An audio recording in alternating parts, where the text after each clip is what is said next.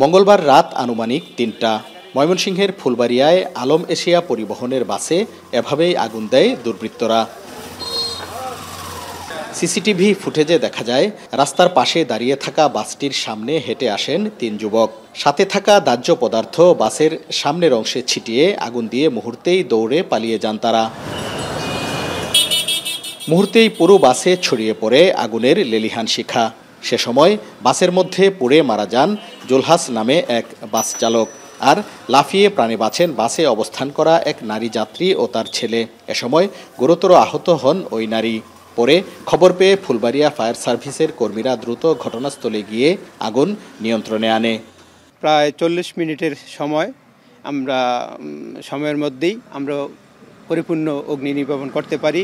অগ্নি নির্বাপন করার পর আমরা চার্জ করে গাড়িটিতে দেখি একটি মৃতদেহ আছে। বাসে আগুন দেওয়ার ঘটনায় এলাকা জুড়ে তৈরি হয়েছে চাঞ্চল্য। মঙ্গলবার দুপুরে ঘটনাস্থল পরিদর্শন করেন ময়মনসিংহের পুলিশ সুপার। দেশে অস্থিরতা তৈরি করতে কার্যক্রম নিষিদ্ধ আওয়ামী লীগ আগুনের ঘটনা ঘটিয়েছে বলে জানিয়েছে পুলিশ। অবশ্যই এটা নাশকতা, কারণ আপনারা দেখে থাকবেন যে বেশ কিছুদিন ধরে আওয়ামী লীগ এবং তার অঙ্গ সংগঠন এবং তার নিষিদ্ধ কিছু সংগঠন প্রতিনিয়ত সোশ্যাল মিডিয়াতে বিভিন্ন ধরনের নাশকতামূলক কর্মকাণ্ড জন্য তারা বিভিন্ন ধরনের প্রোপাগান্ডা চালাচ্ছিল এবং গতকালকেও তারা বিভিন্ন জায়গায় মিছিল করেছে।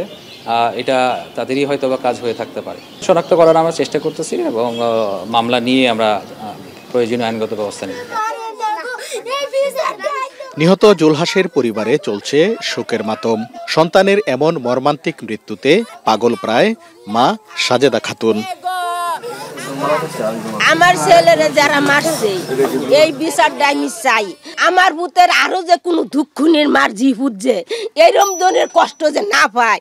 আমার পুরা সংসারটা এই ছেলেই চালাইতো, বউ আছে, জি আমার জি আছে, আমি আছে, আমার নাতিন আছে, পুরা সংসারটা আমার বুতে চালাইতো। আমার ভাই তো আর হয়তো না গো, আইনারা এই বিচার করবেন গো। আগুনে পুড়িয়ে এমন নারকীয় হত্যাকাণ্ডের ঘটনায় হতবাক স্বজন ও এলাকার মানুষ। এই হত্যাকাণ্ডে জড়িতদের দ্রুত গ্রেফতার এবং দৃষ্টান্তমূলক শাস্তির দাবি জানিয়েছেন স্বজন ও স্থানীয়রা। হারুনুর রশিদ, এখন ফুলবাড়িয়া, ময়মনসিংহ। সানবিট সব দিবে সামাল। সানবিট ম্যাজিক প্রেস ডিশওয়াশিং এর মাথা ঘোরানো সলিউশন।